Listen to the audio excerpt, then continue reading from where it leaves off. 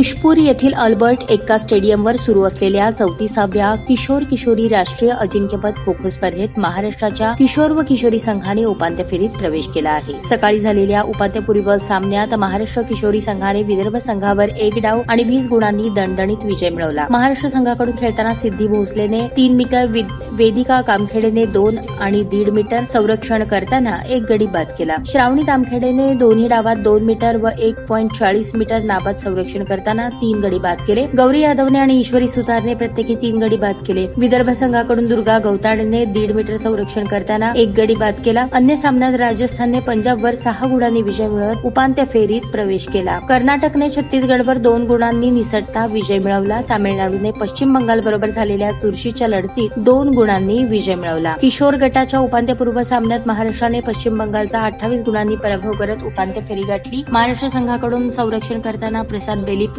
पहिल्या डावात 3.5 मीटर तर विनायक भांगेने 2.20 मीटर संरक्षण केले। भीमसिंग वसावेने 1.30 आणि 1.40 मीटर पलटीचा खेळ करत आक्रमणात 5 गडी बाद केले। सुयश चव्हाणने 6 तर मयूर जाधवने 3 गडी बाद केले। दुसऱ्या उपांत्यपूर्व सामन्यात तेलंगणाने आंध्र प्रदेशला हरवले। ओडिशा आणि कर्नाटकने तामिळनाडू आणि दिल्लीचा पराभव केला।